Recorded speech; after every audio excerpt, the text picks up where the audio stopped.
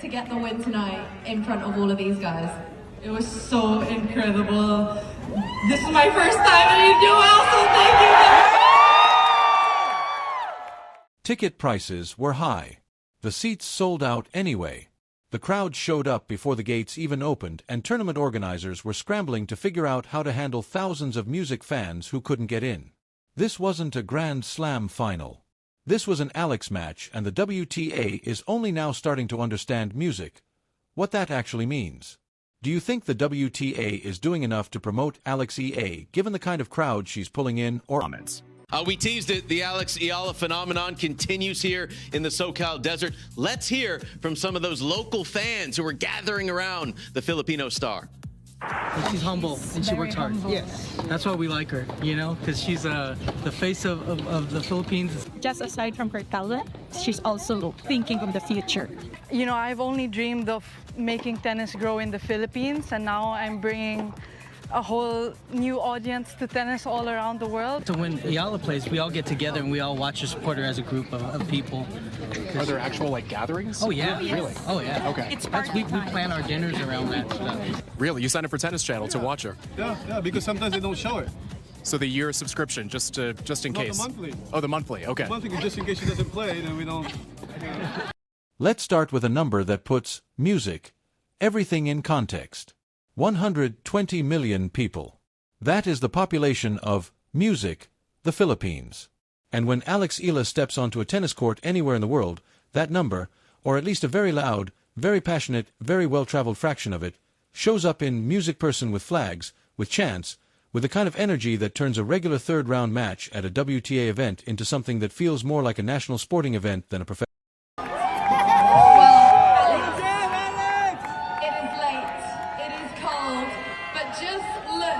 How many fans have stayed out?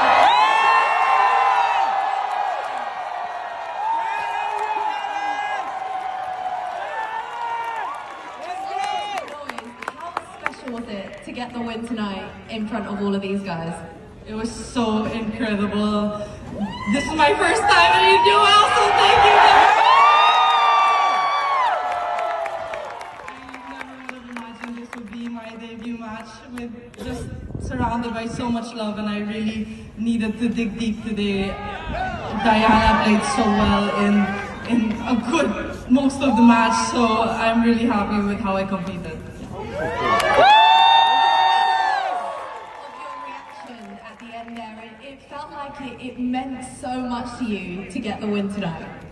Yeah, matches like this where, like I said, you really have to dig deep, means so much to me, and it's my first time here. The tournament is amazing. I'm so grateful to be here, to be playing in front of all of you, so I'm really happy I get to play another match. Just quickly, last year you didn't even get into this event. This year you are seeded. It has been a whirlwind 12 months for you.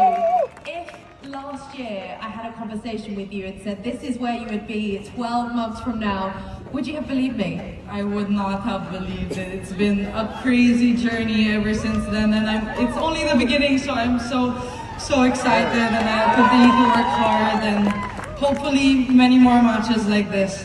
Yes! Give it up, guys. What a fighter!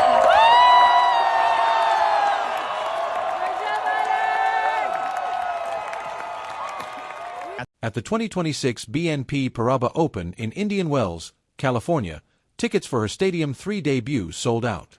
Not sold well, not performed above expectations. Sold out completely in a tournament that also features Coco Gauff, Aryna Sabalenka, and the rest of music, the top players in women's tennis. And commentators and organizers are now openly saying that Eala is drawing bigger crowds than those top stars during this 2026 season. Not occasionally, consistently. Music, that statement, by the way, is the kind of thing that should make the entire tennis establishment music sit down and have a very serious conversation about how they've been approaching the sport's music growth strategy. Because if you have a 20-year-old player ranked outside the top 30, pulling larger crowds than the world #1 and multiple Grand Slam champions, and you're still scheduling her on secondary courts and treating her matches like routine fixtures, music, you are leaving an enormous amount of money and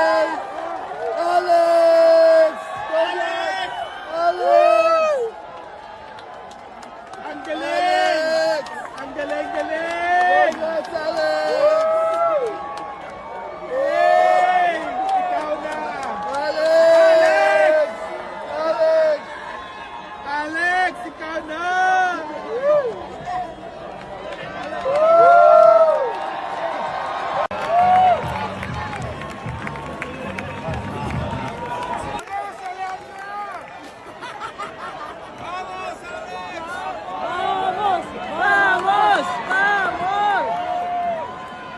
Well, ladies and gents, what an absolutely incredible battle that was. Thank you to all of you guys for coming out and supporting. It is now time. Reality. The question is whether they're moving fast enough. Let's talk about music. What the Eala effect actually looks like on the ground, because the stories coming out of these tournaments are almost comically dramatic in the best possible music way. At Indian Wells, fans were seen outside stadium 3 hours before her match was scheduled to begin. Not minutes, hours. Music. The stands were packed with Filipino flags and fans wearing Eala merchandise, chanting her name before the warm-up was even finished. Tennis Channel cameras caught the atmosphere, and the footage spread immediately across social media, with people in the music comments genuinely shocked by the scale of the support for a player who at the time was ranked music just outside the top 30. The practice sessions were the same story. Eala drawing enormous crowds just to watch her hit balls in a warm-up session. Fans chanting her name while she works through drills that most players run through in front of a handful of coaches, music, and maybe a few curious bystanders. The demand around her presence at the tournament was operating at a level that the event organizers were clearly not fully prepared for. And this is not a one-tournament phenomenon. Her matches in Dubai earlier this season were packed. Her Australian Open appearances were standing room only. The Filipino diaspora spread across the United States, Europe, the Middle East, Australia, and beyond has made a collective decision that showing up for Eala is worth the cost of travel, the cost of tickets, and the logistical effort of getting to wherever she happens to be playing on any given week. Now, let's talk about the ticket prices, because this is the part that makes the story even more remarkable. These are not cheap tickets. Music. Indian Wells is one of the biggest tennis events in the world. It's amassed 1,000 equivalent on the women's side. The pricing reflects the prestige of the tournament, the facilities, and the star power on display. Music. And yet, fans are paying those prices in significant numbers specifically to watch Eala. The high cost did not reduce music demand. In some cases, it may have created a secondary market where tickets for her matches were being sought even after the official allocation sold out. That's what happens when a player connects with a fan base at the level Eala has. Price sensitivity goes out the window. People find a way to get there because missing it feels like missing something that matters. And for the Filipino community that has watched Eala's career, music develop from junior titles to WTA breakthrough, every match feels like a chapter in a story they've been invested in for years. The comparisons that are now being made publicly are worth addressing directly. When commentators say Eala is drawing bigger music crowds than Coco Gauff and Aryna Sabalenka this season, that is not a statement about their ability as tennis players. Gauff is world number 4 and a Grand Slam champion. Sabalenka is one of the most dominant players in the sport over the last several years. Both of them are elite, established, and fully deserving of everything they've earned. But crowd size is not purely a function of ranking or music titles. It's a function of connection between a player and a community, between a story and the people who, music, feel personally invested in how it ends. Eala has that connection with the Filipino community in a way that very few athletes have with any community anywhere in the world. The Philippines does not have a long history of producing players who compete at the top of the WTA Tour. The infrastructure, the resources, the development pathways that produce top 30 players in established tennis nations, those have not historically been available in the Philippines at the same level. So when Eala climbs to number 28 in the world, when she beats ranked professionals in 3-set battles, music, and reaches deep rounds at prestigious tournaments, she's not just winning tennis matches. She's doing something that people genuinely didn't know music was possible, and doing it in front of the whole world. That's why the crowds are the size they are. That's why tickets sell out despite high prices. That's why fans show up hours early and chant her name during practice sessions and travel across continents to music. Fill stadiums at tournaments in California and Australia and the UAE. They're not just watching tennis. They're watching history being made by someone who looks like them, who comes from where they come from, and who is competing at a level that proves something important about what's music possible. The Taylor Swift comparisons that have started appearing in coverage of Eala are not as random as they might seem. Swift built a fan base that is intensely music loyal, travels extraordinary distances for concerts, pays premium prices without complaint, and creates an atmosphere at events that is unlike anything else in the entertainment industry. The Swifties, as they're known, became a cultural phenomenon that transcends the music itself.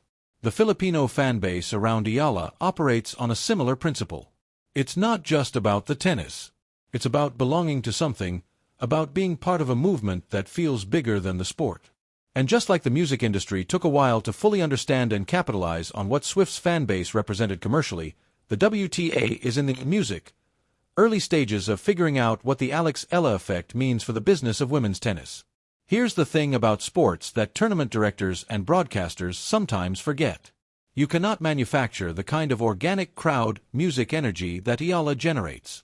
You can build better stadiums. You can invest in marketing campaigns.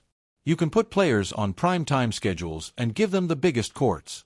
But you cannot create from nothing the situation where thousands of people are willing to pay top prices, travel internationally, and sit in a sold-out stadium to watch a player compete. That only happens when a player has done something real, something that connects with people on a level that goes music beyond statistics and rankings. Has done that, and the WTA would be making a very expensive mistake if they don't build around it aggressively. The Philippine Women's Open situation is perhaps the most dramatic example of where this is all heading. When organizers began preparing for that event, tickets music had already sold out before they even had a complete picture of what the tournament would music look like. The Philippine Sports Commission was openly discussing putting up LED walls at alternative venues, including at a baseball field, to accommodate the overflow of fans music who could not get into the venue itself. A tennis tournament in the Philippines needing overflow viewing areas because the demand for tickets exceeded the music capacity of the venue is not something that has happened before. It is happening now because of one player. The scale of what that represents for tennis in the Philippines and in Southeast music Asia more broadly is genuinely hard to overstate. Tennis has not historically been a mass participation, mass viewership sport, music, in that region the way football or basketball is. It has been accessible to a relatively small demographic with the resources and facilities to develop in the sport. What Eala is doing, competing at the highest level, winning matches, drawing global attention, is changing the perception of who tennis is for and who can succeed in it. That's the kind of cultural shift that takes decades, music, to produce organically. And it is happening in real time because one player is performing well enough to keep the attention of an entire nation music, focused on a WTA Tour event in California. The Reddit discussions, the social media analysis, music, the commentators pointing out that this surge in Southeast Asian tennis interest might be premature or overly attributed to one player. All of that is the sound of people trying to process something that doesn't fit neatly into existing frameworks. Music. Yes, it is one player. Yes, her sustained success will matter for whether music, this growth, continues.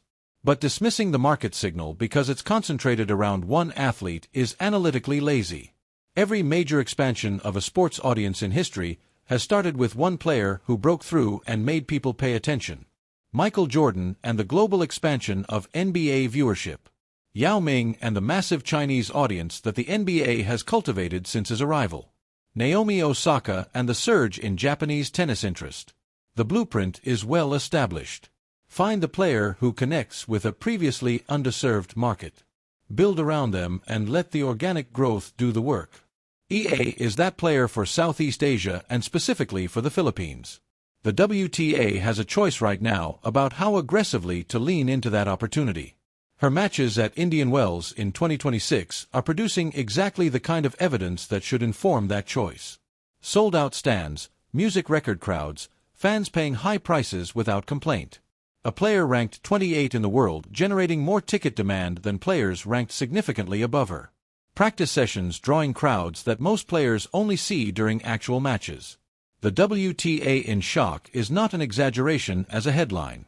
The sport is watching something develop that it did not fully anticipate.